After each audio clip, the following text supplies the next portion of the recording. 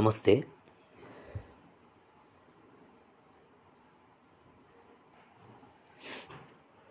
यहाँ पर कहने का चाह है कि भक्तिन के सारगर्भित लेक्चर का प्रभाव यह हुआ कि मैं मीठे से विरक्ति के कारण बिना गुड़ के घी से अरुचि के कारण रूखी दाल से एक मोटी रोटी खाकर बहुत ठाठ से यूनिवर्सिटी पहुंची। मतलब कहने का अर्थ ये है कि मेरी रुचि जो खाने की नहीं थी, इसके बावजूद भी भक्तिन उसके अनुसार जो चाहती थी वैसा मुझे खाना पड़ता था।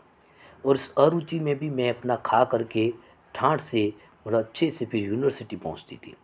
न चाहते भी वैसा खा करके यूनिवर्सिटी पहुंचती थी। न्याय सूत्र पढ़ते पढ़ते शहर और देहात के जीवन के अंतर विचार करती। शहर और देहात, देहात मतलब होता है ग्रामीण, इस जीवन के बारे में मैं अंततः अंतर करती, विचार करती। भक्ति जैसा चाहती थी वैसा खाना पड़ता था, वो रुचि हो कि नहीं हो। और फिर मैं यूनिवर्सिटी पहुंची और फिर मैं न्याय सूत्र पढ़ते पढ़ते शहर और ग्रामीण जीवन कैसा उसके बारे में विचार करती रही है। इसके बाद कहाँ गए, अलग भोजन की व्यवस्था करनी पड़ी थी। अपने गिरते हुए स्वास्थ्य और परिवार वालों की चिंता निवारण के लिए पर प्रबंध ऐसा हो गया कि उपचार प्रश्न ही खो गया। इस देहाती वृद्धा ने जीवन की सरलता के प्रति मुझे इतना जागृत कर दिया था कि मैं अपनी असुविधाएं छिपाने लगी, सुविधाओं की चिंता करना तो दूर ही हो गया। मतलब कहने का ये चाहता कि मेरे स्वास्थ्य को लेकर मैं भोजन की व्यवस्था अच्छा रखना, ताकि परिवार वालों की चिंता को दूर करने के लिए ऐसा प्रबंध करना चाह रही थी। मैं ऐसा चाह रही थी कि स्वास्थ्य के लिए मैं अच्छा भोजन कर सकूं। लेकिन इसलिए मैंने ऐसा भोजन बनाने के लिए इसको बुलाया, इस महिला को बुलाया, इस देहाती वृद्धा मतलब होता है ग्रामीण महिला, ग्रामीण वृद्धा को बुलाया। लेकिन इसकी सरलता के प्रति मेरा भी जीवन धीरे धीरे धीरे असुविधाएं होते हुए भी मैं अपनी असुविधाएं छुपाती रही, क्योंकि भक्तिन का स्वभाव कठोर जबरले लगता था लेकिन अंदर तो सरलता थी। इसलिए मैं उसकी सरलता के कारण मेरे भी जीवन में सरलता जैसा आ गया और मैं अपनी असुविधाएं उसके कारण खाने पीने में होती थी वो छिपाती रहती।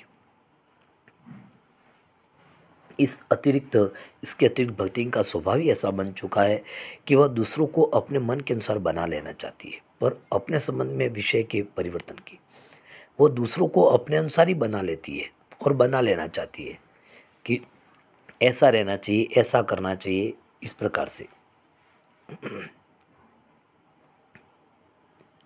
फिर यहाँ पर कहा गया है, कल्पना तो दूसरों पे अपने बारे में परिवर्तन करना ये तो सोचती भी नहीं थी वो। इसी से आज मैं अधिक देहाती हूँ। अधिक देहाती मतलब कहने का अर्थ है कि मैं भी ग्रामीण जैसी बन गई हूँ, क्योंकि वह वैसी थी वृद्धा जो भक्तिन थी, पर उसे शहर की हवा नहीं लग पाई। मैं तो ग्रामीण बन गई लेकिन वो शहरी नहीं बन पाई। भले वो मेरे पास आकर शहर में थी लेकिन मैं ग्रामीण उसकी तरह बन गई, लेकिन वो नहीं बन पाई। मकई का रात को बना दलिया सवेरे पट्टे से सौंधा लगता है, ये इस प्रकार से उसके ग्रामीण जीवन जैसा है वैसा ही वो बनाती थी।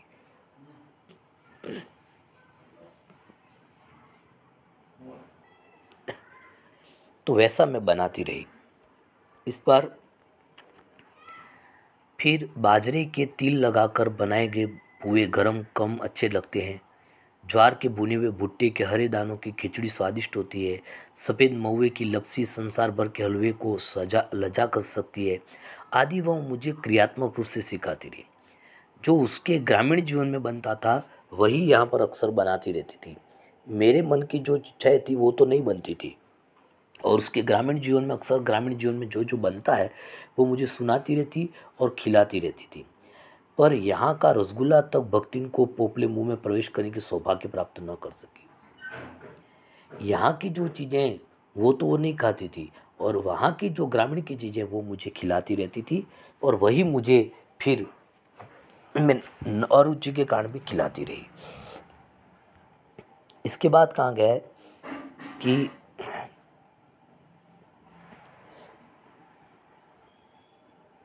मेरे रात दिन नाराज़ होने पर भी उसने साफ धोती पहनना नहीं सीखा।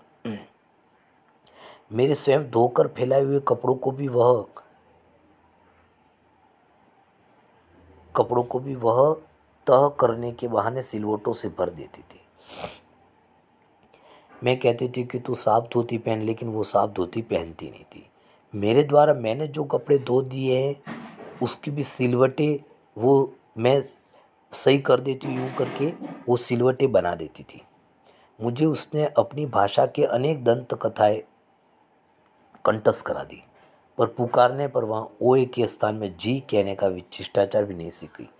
मतलब वो ग्रामीण चीज़ें उन्होंने उसने मुझे सिखा दी, खाना पीना बहुत कुछ, लेकिन वो शहरी चीज़ें वो नहीं सीखी। थोड़ी ज़िद्दी प्रवृत्ति की थी। भक्ति अच्छी है यह कहना कठिन होगा कि अच्छी है कि बुरी है, क्योंकि उसमें दुर्गुणों का अभाव नहीं है।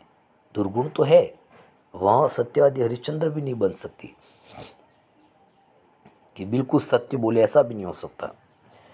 पर नौरवा कुंजुरवा कहने में विश्वास नहीं करती। मतलब नौरवा कुंजुरवा कि नर है कि हाथी है, ऐसा कहना। कुंजर मतलब हाथी।